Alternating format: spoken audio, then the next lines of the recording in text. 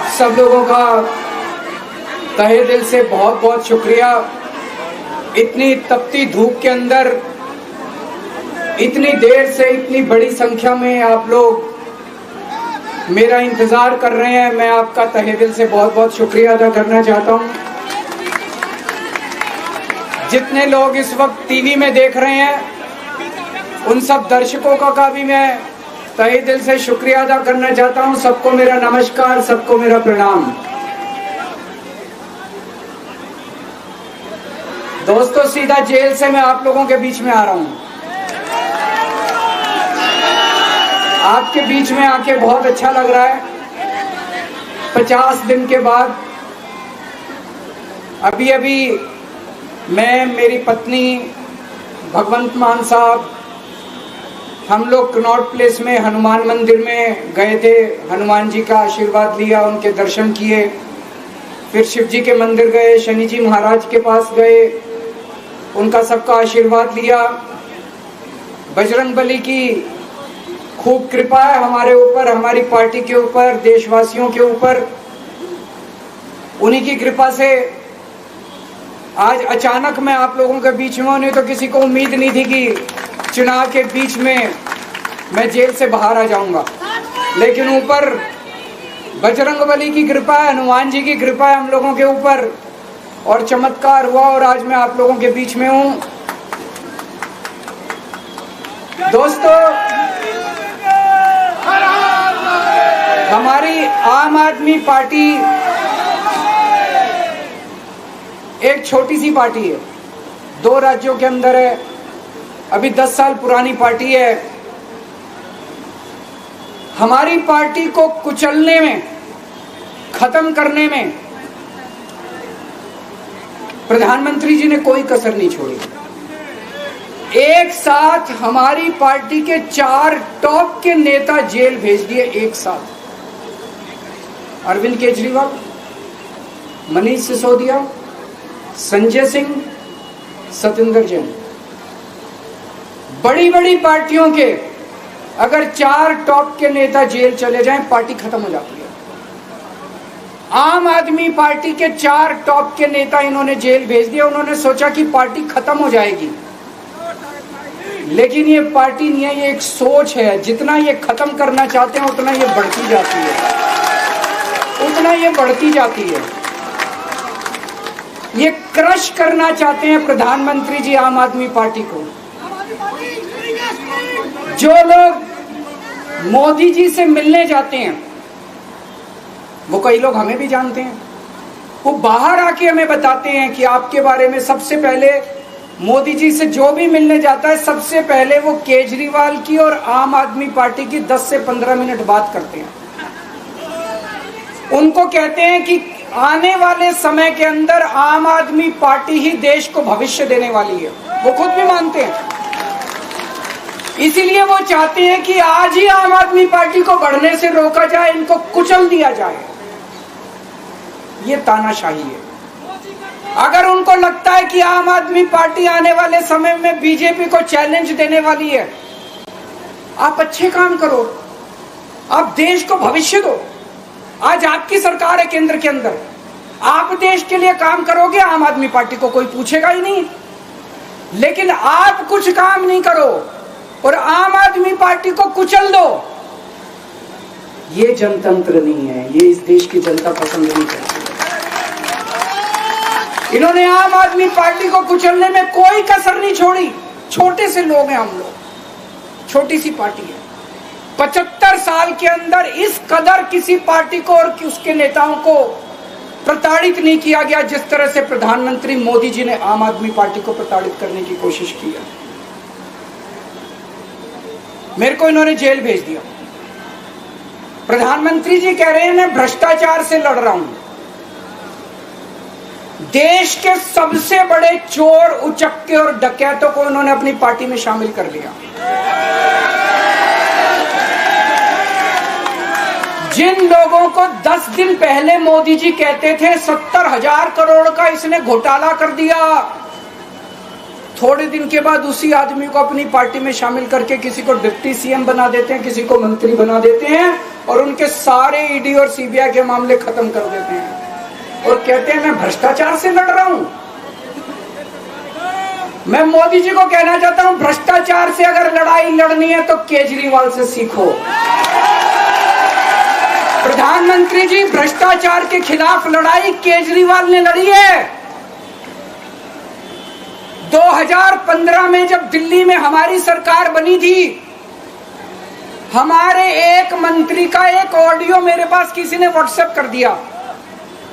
उस ऑडियो में मेरा मंत्री किसी दुकान वाले से 5 लाख रुपए मांग रहा था।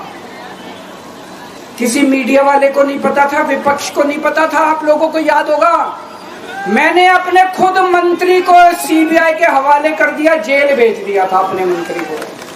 ये होती है भ्रष्टाचार के खिलाफ लड़ाई। पंजाब के अंदर मेरा एक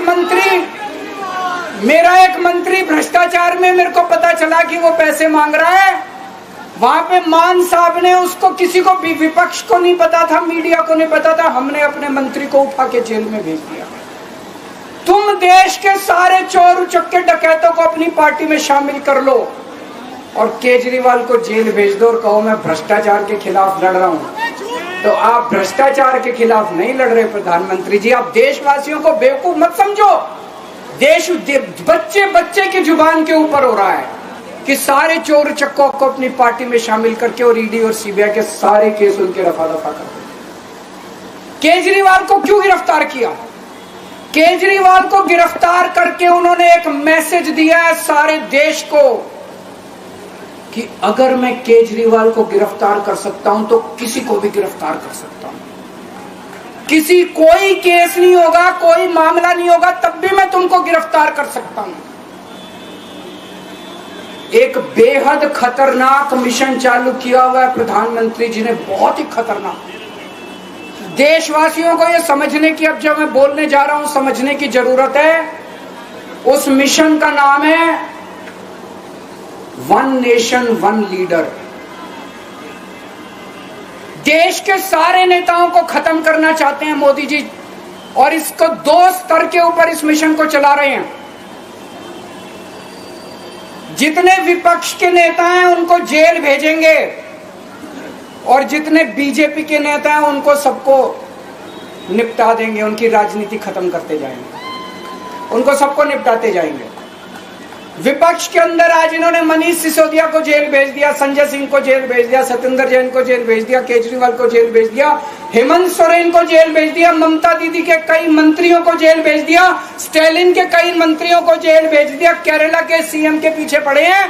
अगर ये चुनाव जीत गए, मेरे से लिखवा लो एफिडेविट के ऊपर, थोड़े दिन के बाद ममता दीदी जेल में होंगी, तेजस्वी यादव जेल में होगा, स्टालिन साहब जेल के अंदर होंगे, पिनरई विजयन जेल के अंदर होंगे, उद्धव ठाकरे जेल के अंदर होंगे, जितने विपक्ष के नेता ये सारे जेल के अंदर होंगे।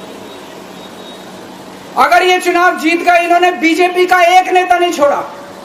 आडवाणी जी की राजनीति खत्म कर दी इन्होंने, मुरली मनोहर जोशी की राजनीति खत्म कर दी, सुमित्रा महाजन की, शिवराज सिंह चौहान जिसने मध्य प्रदेश का चुनाव जीत के दिया इन लोगों ने, शिवराज सिंह चौहान ने उसको मुख्यमंत्री नहीं बनाया, उसकी राजनीति खत्म कर दी। वसुंधरा राजे की राजनीति खत्म कर दी इन्होंने, खट्टर साहब की राजनीति खत्म कर दी, डॉक्टर रमन सिंह की राजनीति खत्म कर दी। अब अगला किसका नंबर है? योगी आदित्यनाथ। अगर ये चुनाव जीत गए, मेरे से लिखवा लो, 2 महीने के अंदर उत्तर प्रदेश का मुख्यमंत्री बदल देंगे। योगी आदित्यनाथ की राजनीति खत्म करेंगे, उनको भी निपटा देंगे। यही तानाशाही है दोस्तों। वन नेशन वन लीडर ये चाहते हैं, एक ही तानाशाह इस देश के अंदर बचेगा, एक ही तानाशाह इस देश के अंदर बचेगा। हमारा देश बहुत महान है, 4000 5000 साल पुराना हमारा देश है। इसके पहले पिछले 4000 साल में कई मौके आए जब इस देश के ऊपर तानाशाहों ने कब्जा करने की कोशिश की, लेकिन हमारे देश के लोगों ने उन तानाशाहों का तख्ता उखाड़ के फेंक दिया। जब जब हमारे देश में ऐसा मौका आया कि तानाशाह ने हमारे देश के ऊपर कब्जा करने की कोशिश की, इस देश की जनता ने उसका तख्ता उखाड़ के फेंक दिया। आज एक तानाशाह इस देश से जनतंत्र खत्म करना चाहता है। आज एक तानाशाह इस देश से लोकशाही खत्म करना चाहता है। मैं पूरे तन मन धन से लड़ रहा हूं, संघर्ष कर रहा हूं उस तानाशाह के खिलाफ। 140 करोड़ लोगों का साथ चाहता हूं मैं। मेरे अकेले के करने से नहीं होगा। 140 आज मैं आप लोगों से भीख मांगने के लिए आया हूं। 140 करोड़ लोगों से 140 करोड़ लोगों से भीख मांगने के लिए आया हूं। मेरे देश को बचा लो, मेरे भारतवर्ष को बचा लो, मेरा भारत बहुत इस तानाशाही से बचा लो मेरे दोस्त, मेरे देश को।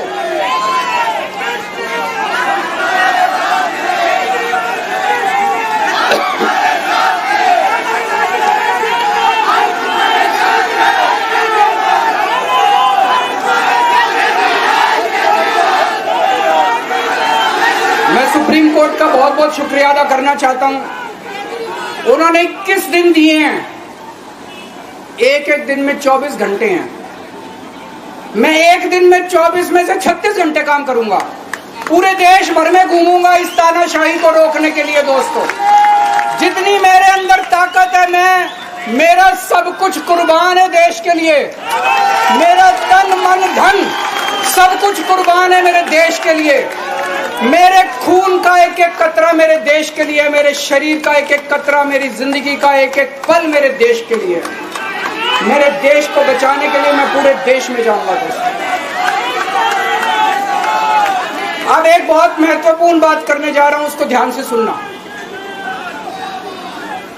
ये लोग इंडिया गठबंधन से पूछते हैं आपका प्रधानमंत्री कौन होगा। मैं बीजेपी से पूछता हूं आपका प्रधानमंत्री कौन होगा। आप लोग सोच रहे होंगे केजरीवाल क्या बात कर रहा है, मोदी जी होंगे। नहीं, मोदी जी अगले साल 17 सितंबर को 75 साल के हो रहे हैं। बीजेपी के अंदर मोदी जी ने 2014 में मोदी जी ने खुद ने रूल बनाया था कि बीजेपी के अंदर जो भी 75 साल का होगा उसको रिटायर कर दिया जाएगा। सबसे पहले आडवाणी जी को रिटायर किया गया, उसके बाद मुरली मनोहर जोशी जी को रिटायर किया गया, फिर सुमित्रा महाजन को रिटायर किया गया, फिर यशवंत सिन्हा को रिटायर किया गया। अब मोदी जी अगले साल 17 सितंबर को रिटायर होने वाले हैं। तो मैं बीजेपी से पूछना चाहता हूं आपका प्रधानमंत्री का दावेदार कौन है। दोस्तों, अगले साल 17 सितंबर तक अगर इनकी सरकार बनी तो उस पे भी आऊंगा मैं। अगर इनकी सरकार बनी तो पहले अगले 2 महीने में योगी जी को निपटाएंगे ये, और उसके बाद मोदी जी के सबसे खास अमित शाह को ये प्रधानमंत्री बनाएंगे। तो मैं लोगों को, देश के लोगों को आगाह करना चाहता हूं, मोदी जी अपने लिए वोट नहीं मांग रहे। मोदी जी अमित शाह को प्रधानमंत्री बनाने के लिए वोट मांग रहे हैं। मैं पूछना चाहता हूं मोदी जी से और अमित शाह जी से, ये मोदी की गारंटी पूरी कौन करेगा? क्या अमित शाह मोदी की गारंटी पूरी करेंगे?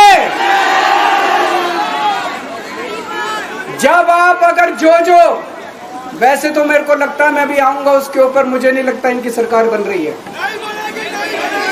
लेकिन जो बीजेपी को वोट देने जाएं वो ये सोच के जाना कि आप मोदी जी के नाम पे वोट नहीं दे रहे, आप अमित शाह के नाम पे वोट दे रहे।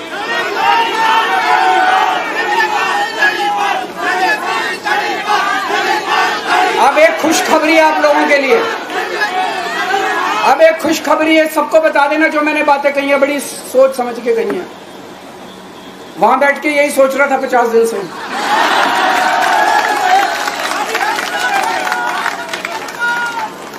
दोस्तों, पूरे देश के मेरे को बाहर निकले हुए 20 घंटे हो गए। इन 20 घंटों के अंदर भी मैंने रात भर में जनता से बात कर रहा था, लोगों से फोन कर रहा था।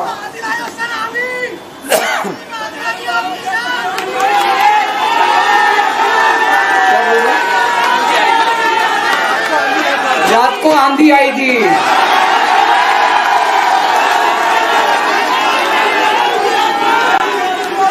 पिछले 20 घंटे में मैंने जो बातचीत करी है, कई बड़े बड़े एक्सपर्ट से बात की, चुनाव विश्लेषकों से बात की, सेफोलॉजिस्ट से बात की, जनता से बात की, फोन पे लोगों से। मेरा अपना आकलन है कि 4 जून के बाद इनकी सरकार नहीं बन रही, मोदी सरकार नहीं। दोस्तों, अगर मैं गलत हूं तो मेरे को बताना। हरियाणा में इनकी सीट कम हो रही है, राजस्थान में कम हो रही है, कर्नाटक में कम हो रही है, दिल्ली में कम हो रही है, बिहार में कम हो रही है, महाराष्ट्र में कम हो रही है, कर्नाटक में कम हो रही है, बंगाल में कम हो रही है, झारखंड में कम हो रही है। बढ़ कहां रही है? यूपी में कम हो रही है, बढ़ कहां रही है? बड़े एक भी जगह इनकी सीटें नहीं बढ़ रही हैं। मेरा अपना मानना है, और सट्टा बाजार में भी वो जो चल रहा है, इनकी 220 से 230 के बीच में सीट आ रही है, उससे ज्यादा सीट नहीं आ रही। मोदी सरकार नहीं बन रही है, केंद्र में इंडिया गठबंधन की सरकार बन रही है। आम आदमी पार्टी उस सरकार का हिस्सा होगी। दिल्ली को पूर्ण राज्य दिलाएंगे। दिल्ली का एलजी लोगों का एलजी होगा, दिल्ली का एलजी दिल्ली वालों का एलजी होगा। गुजरात से आया हुआ अभी, दिल्ली के लोगों का एलजी होगा, दिल्ली के लोगों का विकास होगा। एक और पॉइंट है, जब मैं जेल के अंदर था तो कुछ लोगों ने यह मुद्दा उठाया, केजरीवाल सीएम पद से इस्तीफा क्यों नहीं देता। दोस्तों, केजरीवाल को कभी किसी पद का लालच नहीं हुआ। मैं यहाँ मंत्री, मुख्यमंत्री, प्रधानमंत्री ये सब बनने नहीं आया। इनकम टैक्स में कमिश्नर की नौकरी करता था। कमिश्नर की नौकरी छोड़ के दिल्ली की झुग्गियों के अंदर 1 नहीं, 2 नहीं, 3 नहीं, 10 साल तक मैंने दिल्ली की झुग्गियों के अंदर काम किया है, सुंदर नगरी और नंदनगर की झुग्गियों के अंदर। इनकम टैक्स कमिश्नर की नौकरी छोड़ के जब मेरे को दिल्ली की जनता ने पहली बार सीएम बनाया, असूलों के ऊपर 49 दिन के अंदर सीएम पद से इस्तीफा दे दिया था। एक चपरासी की नौकरी कोई नहीं छोड़ता। सीएम बनने के लिए लोग अपना दायां हाथ कटाने के लिए तैयार होते हैं। मैंने खुद से अपने आप सीएम की कुर्सी को लात मार दी थी 49 दिन के अंदर। मेरे लिए सीएम पद इंपॉर्टेंट नहीं है। आज मैंने सीएम पद से इस्तीफा क्यों नहीं दिया जेल जाने के बाद? दोस्तों, पिछले 75 साल में भारतवर्ष में इतने राज्यों के चुनाव हुए, इतने राज्यों के चुनाव हुए, दिल्ली के अंदर सबसे ऐतिहासिक बहुमत से आम आदमी पार्टी जीती। 55-56% वोट, एक बार 67 सीट, एक बार 62 सीट। इतने भारी बहुमत से आज तक कोई राज्य की सरकार 75 साल में नहीं जीती। इतने भारी बहुमत से जीतने के बावजूद झूठा केस, अब उनको पता है वो हमें हरा नहीं सकते दिल्ली के अंदर। उन्हें पता है अगले 20 साल तक दिल्ली में आम आदमी पार्टी को कोई नहीं हरा सकता। तो उन्होंने एक षड्यंत्र रचा, राजनीतिक षड्यंत्र रचा। केजरीवाल को झूठे केस में जेल भेज दो, केजरीवाल को इस्तीफा देना पड़ेगा, केजरीवाल की सरकार गिर जाएगी। उन्होंने ये षड्यंत्र रचा। मैंने कहा मैं भी इस्तीफा नहीं दूंगा। तुम अगर जनतंत्र को जेल में कैद करोगे तो जनतंत्र जेल से चला के दिखाएंगे। दोस्तों, सरकार भी जेल से चला के दिखाएंगे। कतई इस्तीफा, तुम्हारे ट्रैप में फंसने वाले नहीं हम। ये अगर हेमंत सोरेन साहब को भी इस्तीफा नहीं देना चाहिए था, जेल से सरकार चलानी चाहिए।